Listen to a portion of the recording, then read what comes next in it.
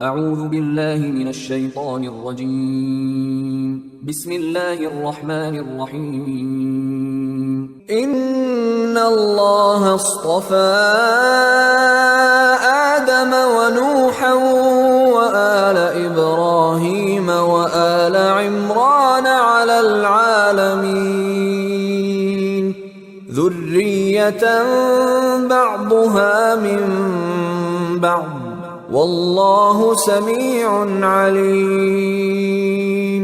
إذ قالت امرأة عمران رب إني نذرت لك ما في بطني محررا فتقبل مني إنك أنت السميع العليم.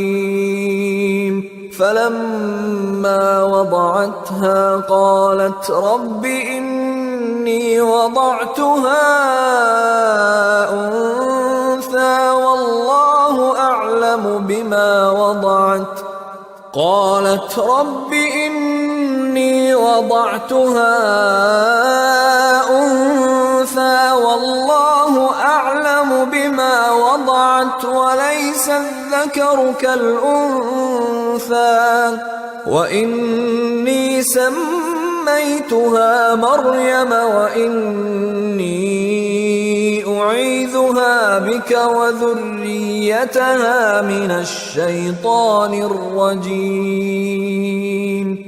فتقبلها ربها بقبول حسن وأنبتها نباتا حسنا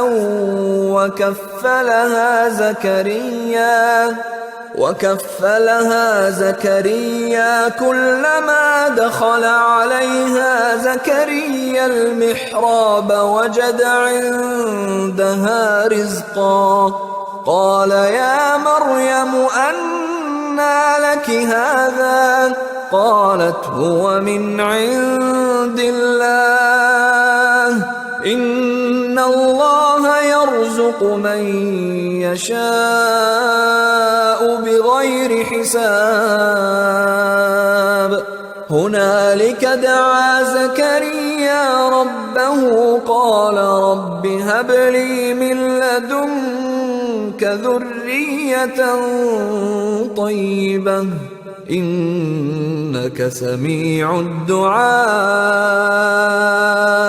فنادته الملائكة وهو قائم يصلي في المحراب أن الله يبشرك بيحيى مصدقا بكلمة من الله وسيدا وحصورا ونبيا من الصالحين. قال رب أنى يكون لي غلام وقد بلغني الكبر وامرأتي عاقر قال كذلك الله يفعل ما يشاء.